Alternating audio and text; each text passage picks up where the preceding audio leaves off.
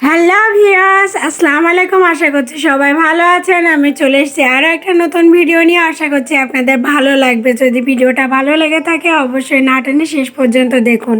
তো আজকে আপনাদেরকে আমি বাচ্চাদের টিফিনে দেওয়ার জন্য অথবা বিকালে নাস্তার জন্য খুব সুন্দর একটা মজাদার নাস্তা তৈরি করে দেখাবো। যদি ভালো লেগে থাকে ভিডিওটা অবশ্যই লাইক, কমেন্ট, শেয়ার এবং সাবস্ক্রাইব করবেন। তো তার জন্য আমি কয়েকটা উপকরণ এখানে নিয়েছি। আমি এখানে 1 কাপের মতো ময়দা নিয়েছি এবং তার মধ্যে কিছুটা ইস্ট এবং লবণ অ্যাড করে পানি এবং ডিম সুন্দরভাবে ফিটিয়ে এটাকে আমি সুন্দরভাবে হাতের সাহায্যে মতো একটা ডো করে নিব। আর এখানে আপনারা আপনাদের প্রয়োজন অনুযায়ী সব কিছুই ব্যবহার করবেন। যতটা ময়দা নিতে চাচ্ছেন বা যতটুকু ইস্ট নিলে আপনাদের কাছে পারফেক্ট হবে আপনারা তেমনটাই নেবেন।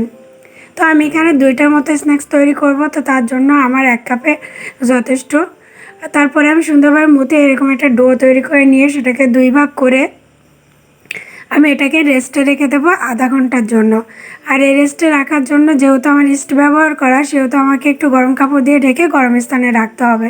তারপর আমি একটা বোলে কিছুটা মাংস কিমা করে নিয়েছি, তার মধ্যে একটু পেঁয়াজ আর কিছুটা আলু কুচি, তার সাথে লবণ, এবং যেহেতু আমার বাচ্চারা খাবে তার জন্য এখানে আমি গোলমরিচের গুঁড়োটাই ব্যবহার করব। আপনারা চাইলে এখানে কিছুটা শুকনো ঝালের গুঁড়াও ব্যবহার করতে পারেন বা কাঁচামরিচ ব্যবহার করতে পারেন। এখন রেস্টে রেখে দেওয়া সেই ডোগুলো আমি এখন নিয়ে সুন্দরভাবে আটা মাখিয়ে এটাকে রুটির মতো করে বেলে নিব। আপনারা যত সুন্দর করে মুথে নিতে পারবেন তত সুন্দর আর সফট হবে এই রেসিপিটা। যদি এই রেসিপিটার নাম আপনারা জেনে থাকেন অবশ্যই জানাবেন, নামটা আপনাদের কমেন্টে আশা করছি দেওয়ার জন্য। তো ভিডিওটা ভালো লাগলে অবশ্যই লাইক, কমেন্ট, শেয়ার করবেন। আর সুন্দরভাবে আমি এভাবে বেলে নিব। বেলে নিয়ে একেবারে পাতলা করে নিব, কারণ এটা যত পাতলা হবে ততটাই এটা ক্রিস্পি হবে। তারপরে আমি সুন্দরভাবে এভাবে কেটে নিব। কেটে নিয়ে তারপরে আমি এটাকে আলাদা করে রেখে দিলাম। এখন এখানে আমি ডিমের কুসুম আগে ফেটিয়ে রেখেছিলাম, সেটাকে দিয়ে সুন্দরভাবে ব্রাশ করে নিব। ব্রাশ করে নিয়ে আমি এর উপরে আমার সেই কিমার অংশগুলো সুন্দর করে দিয়ে দিব। সুন্দর করে ছড়িয়ে ছড়িয়ে দিয়ে নেব এবং আমি এটাকে রোল করতে যাচ্ছি, তার জন্য আমি একটু আরও সুন্দর করে কেটে নিব। সুন্দরভাবে কেটে নিয়ে তারপরে এরকম হাতের সাহায্যে গোল গোল করে ঘুরিয়ে আপনারা রোল তৈরি করে নেবেন। আপনারা আপনাদের মতো করে তৈরি করে নেবেন। তো আমি সুন্দরভাবে এভাবে সবগুলোই করে নিব। আর এগুলো খুব আস্তে হাতে করবেন, তাহলে আর ভেঙে যাওয়ার সম্ভাবনা থাকবে না। তো সুন্দরভাবে আমি এভাবে করে নিয়েছি। আর দেখেন একেবারে দেখলে মনে হচ্ছে গোলাপ ফুলের মতো।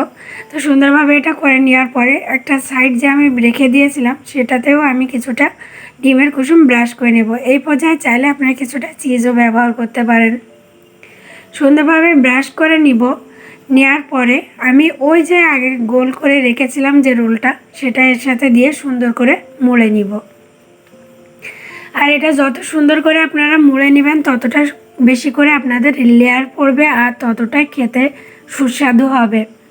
আসলে যে কোনো জিনিস ডেকোরেশন করাটা হচ্ছে নিজের কাছে। আপনারা যতটা সুন্দর করে ডেকোরেশন করবেন জিনিসটা ততটাই আকর্ষণীয় হবে, ততটাই সুন্দর হবে। এবার এটাকে আমি আরও কিছুক্ষণ রেস্টে রেখে দিব, যাতে একেবারে পারফেক্টভাবে আমি এটা তৈরি করতে পারি।